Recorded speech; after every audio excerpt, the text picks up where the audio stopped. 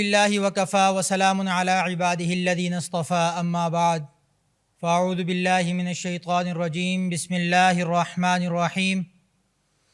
شہر رمضان الذی انزل فیہ القرآن ھدی للناس۔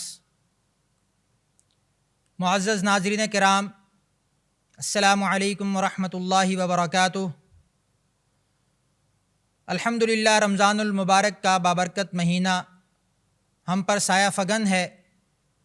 جس کا آج چھٹا روزہ ہے، اور اسی حوالے سے آج ہم سورہ انعام کے مضامین کا خلاصہ ذکر کریں گے۔ سورہ انعام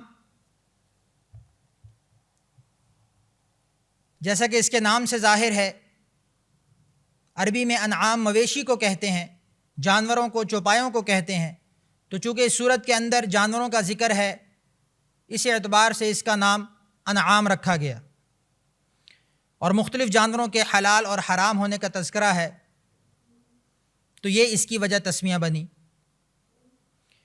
اس کا زمانہ نزول یہ ہے کہ یہ سورت مکی دور کے آخر میں نازل ہوئی، اور اس سورت کی ایک خصوصیت یہ بھی ہے کہ یہ پوری سورت بیک وقت نازل ہوئی۔ الحمدللہ الذی خلق السماوات والارض، سورت کی ابتدا اللہ رب العزت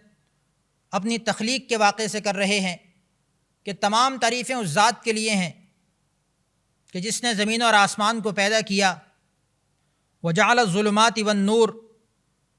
اور اندھیرے اور روشنی کو پیدا کیا، ثم الذین کفروا بربہم یعدلون، اور پھر اللہ رب العزت نے فرمایا کہ وہ لوگ جنہوں نے اپنے رب کا انکار کیا، وہ اپنے رب کے ساتھ دوسروں کو بھی شریک ٹھہراتے ہیں، برابری کے ساتھ کھڑا کرتے ہیں۔ هو الذی خلقکم من نفس واحدہ هو الذی خلقکم من طین ثم قضى اجلہ، کہ اللہ رب العزت نے تمہیں مٹی سے پیدا کیا، پھر اس کے بعد ایک میعاد مقرر کی، اور اللہ کے نزدیک بھی وہ ایک وقت مقرر ہے، لیکن پھر بھی تم اس کے اندر شک کرتے ہو۔ تو یہاں سے اس سورت کی ابتدا ہو رہی ہے۔ مفسرین کرام نے اس سورت کو 7 عنوانات پر تقسیم کیا ہے۔ سب سے پہلے اس سورت کے اندر شرک کا ابطال ہے اور عقیدہ توحید کی طرف دعوت ہے، جیسے کہ پہلی آیت کے مضمون سے ظاہر ہے کہ اس کے اندر اللہ رب العزت شرک کرنے والوں کی نفی فرما رہے ہیں اور عقیدہ توحید کی طرف دعوت دی جا رہی ہے۔ دوسرے نمبر پر جو مضمون ذکر ہوا وہ ہے عقیدہ آخرت کی تبلیغ، اور اس کے ساتھ ساتھ اس وہم کی تردید بھی کی جا رہی ہے کہ جو کچھ ہے صرف یہی دنیا ہے، اس دنیا کے علاوہ کچھ نہیں ہے، جیسا کہ کفار کا عقیدہ رہا ہے، مشرکین مکہ کا بھی یہی عقیدہ تھا کہ جو کچھ بھی ہم ہیں اسی دنیا میں ہیں، اس دنیا کے بعد، اس دنیا سے چلے جانے کے بعد کچھ بھی نہیں ہے۔ ان کا یہ اعتراض بارہا قرآن نے نقل کیا کہ کیا جب ہم ایک دفعہ مٹی ہو جائیں گے، ایک دفعہ ہمارا سب کچھ ختم ہو جائے گا، جسم گل جائے گا، ہڈیاں بھی جو ہیں وہ ریزہ ریزہ ہو جائیں گی، اور ہم مٹی میں مل جائیں گے، اور بالکل ہمارے ذرات بھی ختم ہو جائیں گے، تو کیا اس کے بعد بھی ہم دوبارہ اٹھ کر کھڑے ہو سکتے ہیں؟ تو یہ ان کا اعتراض تھا، جس کا قرآن نے بارہا جواب دیا کہ وہ اللہ جو تمہیں بالکل عدم سے وجود میں لانے پر قادر ہے، جس نے تمہیں بغیر کسی چیز کے پیدا کر دیا، تو اب اس کے لیے نسبتاً یہ زیادہ آسان بات ہے کہ ایک دفعہ جب تم پیدا ہو چکے ہو تو تمہیں ایک دفعہ مار کر دوبارہ زندہ کرنا یہ زیادہ آسان ہے بنسبت بالکل عدم سے وجود میں لانے کے۔ تو جب بالکل عدم سے وجود میں لے آئے جا چکے ہو تو پھر مرنے کے بعد زندہ ہونا کون سی بڑی بات ہے؟ تو اس بات کا ذکر اس قرآن میں، اس صورت میں کیا گیا۔ تیسرے نمبر پر جاہلیت کے کچھ توہمات کی تردید کی گئی کہ زمانہ جاہلیت کے کچھ توہمات تھے، کچھ ایسی باتیں انہوں نے آپس میں گھڑ رکھی تھیں جن کو نہ عقل تسلیم کرتی تھی، نہ فطرت انسانی تسلیم کرتی تھی، نہ طبیعت سلیمہ تسلیم کرتی تھی، تو ان عقائد کا رد کیا گیا۔ چوتھے نمبر پر اس صورت کے اندر جس مضمون کو ذکر کیا گیا ہے وہ یہ کہ اسلامی معاشرے کی تعمیر کس طرح کی جائے، اسلامی معاشرے کی تعمیر میں کون کون سے عناصر شامل ہیں، کس کس عنصر پر کس طرح کی بحث کی جا سکتی ہے اور اس کو کس طریقے سے عمل پذیر کیا جا سکتا ہے، اس صورت کے اندر اس کو ڈسکس کیا گیا۔ 5ویں نمبر پر اس صورت کے اندر دعوت نبوی کا ذکر ہے کہ نبی کریم صلی اللہ علیہ وسلم نے اپنے اوپر قائم کردہ فریضے کو کس طرح ادا کیا اور اپنی قوم کو کس طرح دعوت دی کہ قوم جاہلیت سے نکل کر، شرک سے نکل کر، بے دینی سے نکل کر اور ہر قسم کے فساد سے نکل کر دین اسلام کی طرف آ جائے، اللہ رب العزت کے راستے پر چل پڑے۔ اس دعوت کا ذکر کیا گیا، اور اس کے ساتھ ساتھ آپ کی قوم کی جانب سے، قریش مکہ، کفار مکہ کی جانب سے آپ پر جو اعتراضات کیے جاتے تھے، آپ پر جو اشکالات کیے جاتے تھے، آپ سے جو سوالات کیے جاتے تھے، ان کا جواب بھی قرآن پاک نے اس صورت کے اندر دیا ہے۔ اس کے بعد 6 نمبر پر اس صورت کے اندر جو مضمون ذکر ہوا وہ یہ کہ رسول اللہ صلی اللہ علیہ وسلم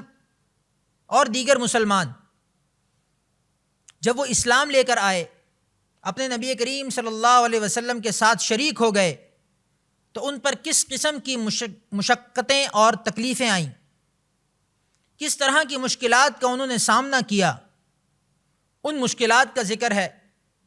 اور پھر ان پر اللہ رب العزت نے ان کو کیا تسلی دی، کس طرح ان کی دلجوئی فرمائی، کس طریقے سے ان کو اپنے دامن میں سمیٹا، اس چیز کو اس صورت کے اندر ذکر کیا گیا ہے۔ اور اس کے بعد آخری نمبر پر منکرین اور مخالفین، جو آپ کے دین اسلام کے منکر تھے، جو آپ کی ذات کے مخالف تھے، جو آپ کے طریقے کے مخالف تھے، جو آپ کی سنت کے مخالف تھے، جو آپ کی دعوت کے خلاف تھے، ان لوگوں کا تذکرہ ہے۔ اور وہ جو غفلت برتتے تھے، آپ کی دعوت سے غفلت برتتے تھے اور اپنی مرضی پر اپنی زندگی کو گزارتے تھے، ان پر اللہ کی جانب سے ان کو تنبیہ کی گئی۔ تو یہ وہ بڑے بڑے عنوانات ہیں جن کو ان صورت کے اندر ڈسکس کیا گیا ہے۔ پہلا رکوع جیسے آپ کے سامنے ہم نے ذکر کیا کہ جس کے اندر اللہ رب العزت نے علم توحید کو ثابت کرنے کے لیے، اپنی وحدانیت کو ثابت کرنے کے لیے اپنی قدرت کو بیان فرمایا، اور اللہ رب العزت کا یہی اسلوب رہا ہے جا بجا قرآن حکیم میں کہ جب بھی اللہ رب العزت اپنی ذات کی طرف دعوت دیتے ہیں، اپنی توحید کا اعلان کرتے ہیں، اپنی وحدانیت کو بتانا چاہتے ہیں، تو اس کو اپنی قدرت کے ساتھ جوڑتے ہیں کہ دیکھو میں نے زمین اور آسمان کو پیدا کیا، میں نے سورج چاند ستاروں کو پیدا کیا، میں نے اندھیرے اور روشنی کو پیدا کیا۔ تو یہ پیدا کرنے کی جو صفت ہے، یہ پیدا کرنے کی جو ایک ملکہ ہے، یہ اسی شخص میں ہو سکتا ہے جو تمام جہانوں کا پروردگار ہو، جس کے قبضے میں سارے زمانے کے وسائل ہوں، جس کے قبضے میں دنیا کی ہر چیز ہو، اور وہ اکیلا ہے۔ تو اس بات کو اللہ رب العزت اس طریقے سے ثابت فرماتے ہیں۔ اور پھر اسی طرح کفار کے ان اعتراض کا جواب بھی دیا گیا کہ تبلیغ کے لیے فرشتے کیوں نہیں آتے؟ جیسے کفار یہ اعتراض کرتے تھے، اور تقریباً ہر نبی پر یہ اعتراض ہوا، ان کو کہا جاتا تھا کہ تم بھی تو ہماری طرح نبی ہو، تم بھی تو ہماری طرح بندے ہو، ہماری طرح کے انسان ہو، تم میں اور ہم میں کیا فرق ہے؟ ما ھذا الا بشر مثلنا، کہ یہ تو ہماری طرح کا ہی بندہ ہے، تو یہ نبی کیسے ہو سکتا ہے؟ تو اس پر نبی جواب دیا کرتے تھے کہ یہ تو اللہ کا احسان ہے، اللہ جس پر احسان فرماتا ہے اس کو اپنا پیغمبر منتخب کر لیتا ہے۔ تو اللہ رب العزت نے اس رکوع کے اندر بھی اس اعتراض کا جواب دیا کہ فرشتے نبی کیوں نہیں بن کر آتے؟ تو اس کا جواب یہ دیا کہ چونکہ انسانوں کی آبادی میں نبی کو بھیجنا مقصود ہے، انسانوں کی اصلاح و تربیت مقصود ہے، تو اس لیے ان کی اصلاح و تربیت کے لیے بھی وہی ذات بھیجی جائے، وہی شکل بھیجی جائے جس شکل کے وہ خود ہیں، تاکہ بات کو سمجھنے میں آسانی ہو۔ کوئی اجنبی آئے گا، کوئی اجنبی شکل و صورت والا، کوئی اجنبی حیت والا، کوئی اجنبی ذات صفات والا کوئی شخص آئے گا، تو اس کے لیے اپنی بات کو سمجھانا اور کنوے کرنا مشکل ہوگا۔ تو اس وجہ سے انسانوں کی آبادی میں انسانوں کو ہی مبعوث کیا جاتا ہے۔ اسی طرح اگلے رکوع کے اندر اللہ نے فرمایا قل سیروا فی الارض ثم انظروا کیف کان عاقبہ، کہ اللہ کی فرما برداری سے غفلت برتنے کا انجام کیا ہوتا ہے۔ اللہ فرماتے ہیں کہ جو میری بات کو نہیں مانتا، جو میرے رسول کی بات کو نہیں مانتا، اس کا انجام دنیا میں بھی نامرادی اور تباہی ہے، اور آخرت میں بھی وہ ہمیشہ ہمیشہ کی بربادی میں رہیں گے۔ اور اس کی شہادت آپ قل سیروا فی الارض، زمین میں چل کر دیکھیے، آپ کو اندازہ ہو جائے گا، آپ کو زمین کے ٹکڑے گواہی دیں گے، زمین کے وہ حصے گواہی دیں گے جہاں پر یہ قومیں بستی تھیں، اور ان قوموں نے اللہ کی نافرمانی کی تو اللہ تعالیٰ نے ان پر عذاب نازل فرمایا اور ان کو نیست و نابود فرما دیا۔ آج بھی پوری دنیا کے اندر اس طرح کی قوموں کے جا بجا نشانات ملتے ہیں جو ہماری عبرت کے لیے کافی ہیں، کہ جس کو قرآن پر یقین نہیں، جو اللہ کی بات کو نہیں مانتا، وہ ان نشانیوں کو جا کر دیکھ لے، پھر اس کو یقین آئے گا کہ واقعی اللہ جو فرماتا ہے وہ حق اور سچ ہے۔ اسی طرح آگے کہا وَمَنْ أَظْلَمُ مِمَّنِ افْتَرَىٰ عَلَى اللَّهِ كَذِبًا أَوْ كَذَّبَ بِآيَاتِهِ۔ اس رکوع کے اندر یوم آخرت کا نقشہ کھینچا ہے، عدالت الہی میں جو سوال و جواب کی کیفیت ہے اس کو بیان کیا گیا، اور اعمال کی باز پرسی کا جو منظر ہے اس کا نقشہ کھینچا گیا ہے، اور پھر گناہ گاروں کی سزاؤں کی کیفیت بیان ہوئی تاکہ امت مسلمہ کے دل کے اندر قیامت کا خوف ہو، ایک ذات ہے جس کے سامنے کھڑے ہونے کا خوف ہو۔ وَلِمَنْ خَافَ مَقَامَ رَبِّهِ جَنَّتَانِ، کہ جس کو میرے سامنے کھڑے ہونے کا خوف ہوگا اس کے لیے باغات ہیں، اس کے لیے انعامات ہیں۔ تو یہ انسانی فطرت کے لیے ضروری چیز ہے کہ اس کے لیے کوئی باز پرس کرنے والا، کوئی اس سے سوال کرنے والی کوئی شخصیت، کوئی ذات موجود ہونی چاہیے۔ اگر اس کو کھلا چھوڑ دیا جائے تو وہ بالکل بے لگام گھوڑا بن جائے گا جس کی باغیں کھینچنے والا کوئی نہیں، اس کا جدھر دل کرے گا ادھر جائے گا۔ تو اس لیے ایک آخرت کا دن ہمارے عقائد کا حصہ ہے کہ جس میں ہم زندگی کے اندر کوئی بھی کام کرتے ہیں، کوئی بھی اپنی زندگی کسی بھی طریقے سے گزارتے ہیں، تو ہمارے پیش نظر آخرت کا دن ہونا چاہیے کہ ہم کوئی بھی کام کریں تو ہمیں پتہ ہو کہ اس کا بدلہ ہمیں ملے گا۔ کچھ کا بدلہ اگرچہ ہمیں دنیا میں مل جاتا ہے، لیکن اصل بدلہ جو ہے وہ آخرت میں ہے۔ مالک یوم الدین، اللہ فرماتے ہیں میں بدلے کے دن کا مالک ہوں۔ اس دن بدلہ ہوگا جس دن سب کے سب سامنے کھڑے ہوں گے اور ہر کسی کا عمل اس کے ساتھ ہوگا، اس کے سامنے ہوگا۔ انسان اپنا نامہ اعمال دیکھے گا تو کہے گا کہ یہ کیا چیز ہے، اس نے تو ایک چیز بھی نہیں چھوڑی، دنیا کے اندر میں نے جو کچھ بھی کیا اس نے تو ایک لفظ بھی نہیں چھوڑا، سارے کا سارا میرے سامنے لا کر کھڑا کر دیا۔ اس دن آپ کی زبان بند ہو جائے گی، آپ کسی چیز کو سچ یا جھوٹ نہیں کر سکیں گے، کیونکہ آپ کے اعضاء خود گواہی دیں گے۔ آپ کے اعضاء بولیں گے کہ میں نے یہ کام کیا، میں نے یہ کام کیا، آنکھ بولے گی میں نے یہ دیکھا، کان بولے گا میں نے یہ سنا، زبان بولے گی میں نے اس طرح سے یہ الفاظ بولے، اور اسی طرح آپ کے ہاتھ بولیں گے کہ ہمارے ہاتھوں نے یہ کام سر انجام دیے، پاؤں بولیں گے کہ ہمارے پاؤں کے ساتھ یہ شخص اس جگہ پر گیا تھا۔ تو اس وقت کوئی سچ جھوٹ بولنے کی ضرورت نہیں ہوگی، خود بخود ہر چیز ہمارے سامنے آ جائے گی۔ تو اس چیز کی تیاری کا ذکر کیا گیا۔ اسی طرح اللہ تعالیٰ نے فرمایا وَلَوْ تَرَىٰ إِذْ وُقِفُوا عَلَى النَّارِ، کہ کاش تم اس وقت کی حالت دیکھ سکتے جب یہ لوگ جہنم کے کنارے پر کھڑے ہوں گے، اور اس وقت وہ کہیں گے کہ کاش ہمیں ایک مرتبہ دنیا میں واپس بھیج دیا جائے، اور پھر ہم اپنے رب کی نشانیوں کو کبھی نہیں جھٹلائیں گے۔ لیکن یہ نہیں ہوگا۔ آزمائش اسی چیز کا نام ہے، بن دیکھے کی آزمائش ہوتی ہے۔ جیسے وہ ہارون رشید کا واقعہ مجھے یاد آیا کہ ایک دفعہ وہ جا رہا تھا تو رستے میں بہلول فقیر بیٹھا ہوا تھا اور کہہ رہا تھا کہ جنت کے محل لے لو، جنت کے محل لے لو۔ اس نے چھوٹے سے مٹی کے کچھ گھر بنائے ہوئے تھے اور کہتا تھا کہ جنت کے محل لے لو۔ تو ہارون رشید کہنے لگا کہ کیا عجیب آدمی ہے کہ یہاں دنیا میں بیٹھ کر یہاں وہاں سے مٹی اکٹھی کر کے چھوٹے سے گھر بنا کر ان کو جنت کے محل بتا رہا ہے، اور آگے چلا گیا۔ پیچھے پیچھے اس کی بیگم آ رہی تھی ہارون رشید کی، وہ بڑی نیک خاتون تھی۔ انہوں نے جب یہ چیز سنی تو انہوں نے کہا کہ بہلول سے کہ مجھے یہ جنت کے گھر دے دو۔ وہ جنت کے گھر لے کر چلی گئی، مٹی کے گھر۔ رات کو خواب میں ہارون رشید نے دیکھا کہ اس کی بیگم صاحبہ جنت کے محلات کے اندر سیر کر رہی ہے، جنت کے محل میں بیٹھی ہے، اور اس کو اندر جانے کی اجازت نہیں ہے۔ یہ اندر جانا چاہتا ہے لیکن اس کو اجازت نہیں ملی۔ فوراً خواب سے جاگتا ہے اور پھر بہلول کے پاس بھاگتا ہے اور کہتا ہے کہ اب مجھے دے دو۔ تو بہلول کیا کہتا ہے؟ یہ اندیکھے کا سودا تھا، تم دیکھ کر آ رہے ہو۔ تو یہ آزمائش کس چیز کا نام ہے؟ اندیکھے کی آزمائش ہے۔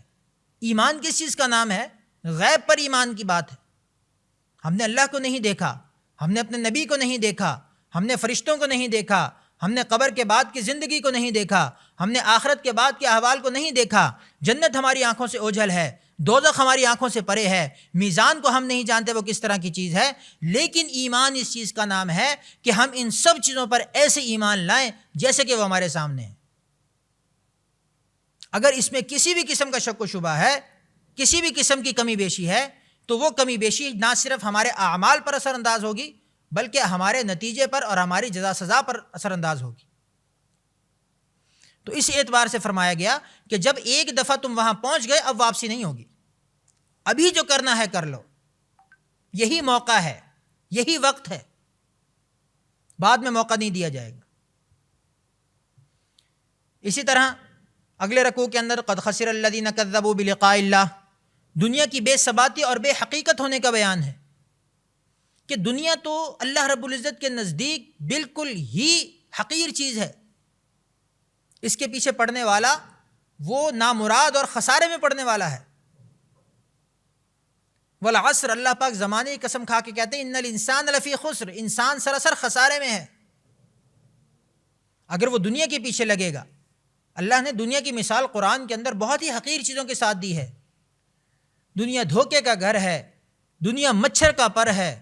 دنیا مکڑی کا جالا ہے، جو اس کے پیچھے لگے گا اس کے ہاتھ میں کچھ نہیں آئے گا۔ فرماتے ہیں جتنا دنیا کے پیچھے بھاگو گے دنیا اتنا تمہارے سے آگے آگے بھاگے گی، اور یہاں تک کہ تم قبر کے گڑھے میں جا پڑو گے، لیکن دنیا تمہارے ہاتھ نہیں آئے گی۔ لیکن اگر تم دنیا کو پیچھے پھینک کے آخرت کے رستے کی طرف چلو گے، اللہ کی طرف اپنا رخ کو موڑو گے، تو دنیا ذلیل و رسوا ہو کر تمہارے پیچھے آئے گی۔ دنیا تو اللہ کے نزدیک بہت ہی حقیر سی چیز ہے۔ فرمایا دنیا کی قدر و قیمت اگر اللہ کے نزدیک ایک ذرہ برابر بھی ہوتی تو اللہ تعالیٰ کسی کافر کو اس دنیا کا ایک حصہ بھی نہ دیتے، ایک گلاس پانی تک کسی کافر کو نہ دیتے۔ کافر کو اگر دنیا ملی ہوئی ہے تو اس کا مطلب یہی ہے کہ اس نے اگر یا تو دنیا کے تکوینی نظام کو اختیار کیا ہوا ہے یا پھر اللہ کے نزدیک دنیا کی کوئی حیثیت نہیں۔ تو مومنوں کے دل میں بھی یہ بات بٹھائی جا رہی ہے کہ تمہارا مطمع نظر آخرت ہونی چاہیے۔ ٹھیک ہے دنیا میں تم آئے ہو، اسباب کے درجے میں اس کو اختیار کرو، اسباب کے درجے میں یہاں پر رہو،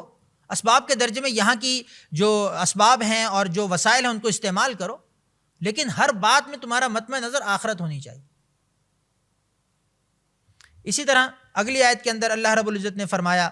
وَأَنذِرْ بِهِ الَّذِينَ يَخَافُونَ أَن يُحْشَرُوا إِلَىٰ رَبِّهِمْ، اس رکوع کے اندر فرمایا کہ قیامت کے دن کسی کی سفارش نہیں چلے گی، قیامت کے دن کسی کا کوئی تعلق واسطہ نہیں چلے گا۔ کوئی شخص یہ نہیں کہہ سکتا کہ میرے فلاں سے تعلقات ہیں، جیسے دنیا کے اندر ہم کہتے ہیں کہ فلانا M P A M N A میرا دوست ہے، میرے کام یوں ہو جائیں گے۔ کوئی بھی کام اڑ جائے، کوئی بھی مشکل پڑ جائے تو انسان کیا کہتا ہے؟ کوئی واسطہ ڈھونڈتا ہے، کوئی سورس ڈھونڈتا ہے، کوئی بندہ ڈھونڈتا ہے کہ یار یہاں کوئی بندہ ہے تو بتاؤ اس کے ذریعے سے مسئلہ حل کروائیں۔ لیکن قیامت کے دن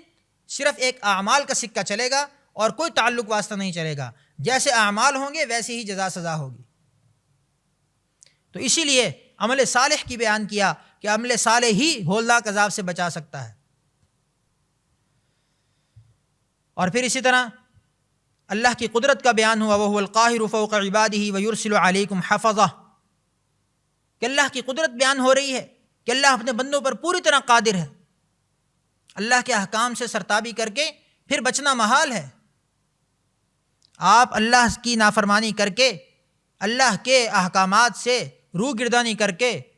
نہ صرف دنیا میں ناکام و نامراد ہوں گے بلکہ آخرت میں بھی ہوں گے۔ اور اسی طرح دنیا پرستی کی بھی نفی کی گئی اور کہا گیا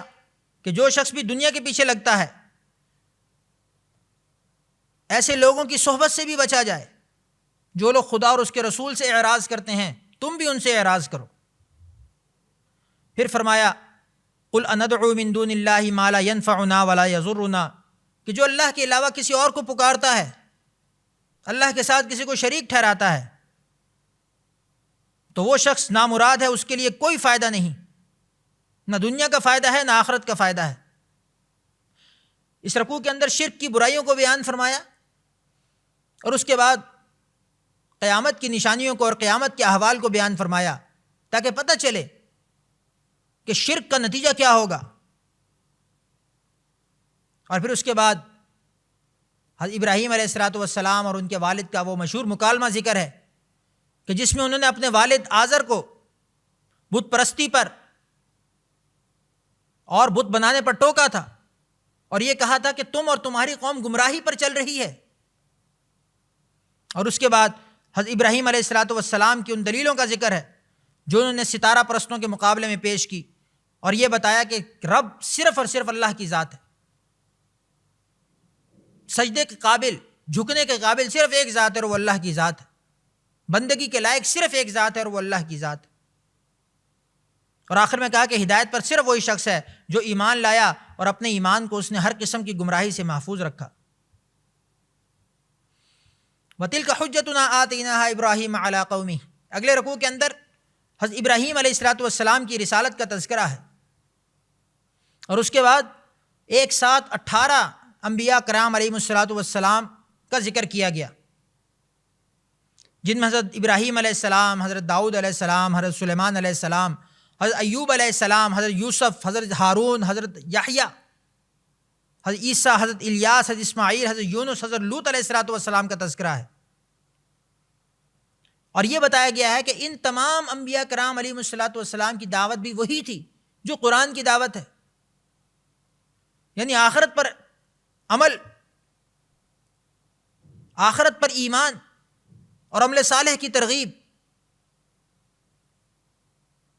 یہ دونوں راستے جو ہیں، چاہے وہ دوسرے انبیاء کا راستہ ہے یا محمد مصطفیٰ احمد مجتبیٰ صلی اللہ علیہ وسلم کا راستہ ہے، اس میں کوئی فرق نہیں ہے، دونوں کی بنیادی باتیں اور مطمح نظر ایک ہی ہے کہ اللہ کی ذات پر ایمان، آخرت پر ایمان، اور اس آخرت میں سزا سے بچنے کے لیے دنیا کے اندر کس طریقے کے اعمال کو اختیار کرنا ہے اس کا بیان۔ اور اس رکوع کے آخر میں دوبارہ پھر شرک کی تردید کی گئی کہ شرک سے بچو، فرمایا گناہوں میں سے سب سے بڑا گناہ شرک ہے، اکبر الکبائر کہا جاتا ہے اس کو، کبیرہ گناہوں میں سب سے بڑا گناہ، اس لیے قرآن کی تقریباً ہر صورت میں اس کی نفی کی جاتی ہے۔ آگے فرمایا وما قدر اللہ حق قدرہ اذ قالوا ما انزل اللہ علی بشر من شیء، اس رکوع میں خدا کی اس ناخدائی کا تذکرہ ہے جو مخالفین کر رہے ہیں، اور خاص کر یہود کا تذکرہ ہے۔ وہ کہتے ہیں کہ خدا نے آج تک اپنی کتاب کسی قوم پر نازل نہیں کی، لیکن اگر ایسا ہے تو پھر تورات کس پر نازل کی؟ تو نبی کریم صلی اللہ علیہ وسلم کے زمانے میں جو یہود تھے وہ اس کا انکار کرتے تھے، اور پھر قرآن کا مرتبہ بیان کیا کہ یہ نہایت مبارک کتاب ہے، ھذا کتاب انزلناہ مبارک مصدق الذی بین یدیہ ولتنذر ام القری، مکہ والوں اور پھر ساری انسانی آبادی کو خاص طور سے ذکر فرمایا اور کہا کہ ان سب کو اس کتاب کے ذریعے ہدایت کی جانی چاہیے، نصیحت کی جانی چاہیے۔ اگلے رکوع کے اندر ان اللہ فالق الحب والنوا، کہ اللہ رب العزت نے توحید کے ثبوت میں پھر دوبارہ اپنی ربوبیت کی جو کار فرمائیاں فرمائی ہیں اس دنیا کے اندر، ان کا بیان فرمایا، ان کی جھلک دکھائی ہے کہ اتنی بڑی کائنات اور اتنے بڑے نظام میں جب کسی دوسرے کو دخل نہیں ہے، جب کسی اور کا عمل دخل نہیں ہے، کسی اور کا کوئی لینا دینا نہیں ہے، تو پھر کسی اور کو خدا کس بل بوتے پر بنایا جا رہا ہے؟ اور اس کے ساتھ ساتھ انسانوں کو یہ بھی بتایا جا رہا ہے کہ جتنی نعمتیں تم پر کی گئی ہیں، یہ جتنے آسانیاں تم پر بھیجی گئی ہیں، ان کے باوجود تم اللہ کی ناشکری کرتے ہو، تم پھر بھی اس ذات کریم کی ناشکری میں پڑے ہوئے ہو، تم اس کو پہچاننے سے انکار کرتے ہو، اس کے احکام سے غفلت برتتے ہو۔ پھر اگلے رکوع کے اندر فرمایا بدیع السماوات والارض ان یکون له ولد ولم تکن له صاحبہ۔ اس رکوع میں پھر خدا کے خالق اور صانع ہونے کو بیان کیا گیا اور یہ بتایا گیا کہ اس کا کوئی بیٹا نہیں، یہ سب کے سب اس کی مخلوق ہیں۔ جیسے عزیر علیہ السلام کو یہودی اللہ کا بیٹا کہتے تھے، عیسیٰ علیہ السلام کو عیسائی اللہ کا بیٹا کہتے تھے، اللہ نے فرمایا میرا کوئی بیٹا نہیں، لم یلد ولم یولد، اللہ نہ تو کسی کو جنتا ہے نہ کسی سے جنا ہوا ہے، ولم یکن لہ کفوا احد، اس کا ہمسر کوئی بھی نہیں ہے، اس جیسا کوئی بھی نہیں ہے۔ جا بجا اللہ رب العزت نے اپنی توحید کو اس پیرائے میں بیان فرمایا۔ اور پھر قرآن کو بصائر کہا گیا کیونکہ اس میں عقل اور شعور رکھنے والوں کے لیے بصیرت کی باتیں ہیں، عبرت کی باتیں ہیں، عبرت حاصل کرنے کا ذریعہ ہے۔ اور پھر آگے اپنے اخلاق کو بلند کرنے والا ان کی ترغیب دی گئی کہ کیسے اپنے اخلاق کو اچھا رکھو۔ نبی کریم صلی اللہ علیہ وسلم کو اس دنیا کے اندر مکارم اخلاق کی تکمیل کے لیے بھیجا گیا۔ نبی علیہ رحمت فرماتے ہیں، نبی صلی اللہ علیہ وسلم فرماتے ہیں انی بعثت لاتمم مکارم الاخلاق، کہ میں اس دنیا میں مکارم اخلاق کی تکمیل کے لیے بھیجا گیا ہوں۔ اور کہا گیا ہے اس رکوع کے اندر کہ اخلاق ایسے رکھو کہ مشرکین اور کفار کو بھی برا بھلا مت کہو، اپنے تو اپنے، غیروں کو بھی مت کہو۔ اس چیز سے بچنا ہے، بدگوئی سے بچنا ہے، غیبت سے بچنا ہے، طعنہ زنی سے بچنا ہے، برا بھلا مت کہو۔ جیسے قرآن میں آتا ہے کہ اپنے ماں باپ کو گالی مت دو، تو پوچھا گیا کہ اپنے ماں باپ کو گالی کون دے گا؟ تو کہا کہ اگر تم کسی کے ماں باپ کو گالی دو گے تو وہ تمہارے ماں باپ کو گالی دے گا، حدیث کا مفہوم ہے۔ قرآن میں آتا ہے کہ تم کسی کے معبودوں کو برا بھلا مت کہو، لا تسبوا الذین یدعون من دونہ، کیونکہ تم اگر کسی کے معبودوں کو برا بھلا کہو گے فیسبوا اللہ عدوا بغیر علم، تو پھر وہ اللہ کو برا بھلا کہیں گے حالانکہ وہ جانتے ہی نہیں ہیں اللہ کے بارے میں۔ تو اس لیے اعلیٰ اخلاق رکھنے کی تعلیم دی گئی ہے کہ تم ان کی عزت کی حفاظت نہیں کرو گے تو وہ تمہاری عزت کی حفاظت نہیں کریں گے۔ اسی طرح 8واں پارہ جب شروع ہوتا ہے وَلَوْ أَنَّنَا نَزَّلْنَا، تو اس کے اندر بھی اللہ رب العزت نے ہٹ دھرمی کرنے والوں کی ذہنیت بتائی۔ وَلَوْ أَنَّنَا نَزَّلْنَا إِلَيْهِمُ الْمَلَائِكَةَ، کہ اگر آپ ان پر ان کی آنکھوں کے سامنے فرشتے بھی اتار دیں، یا ان کی آنکھوں کے سامنے آپ ان کے مردوں کو قبروں سے زندہ کر دیں، پھر بھی یہ ایمان لانے میں طرح طرح کے ہیلے بہانے کریں گے،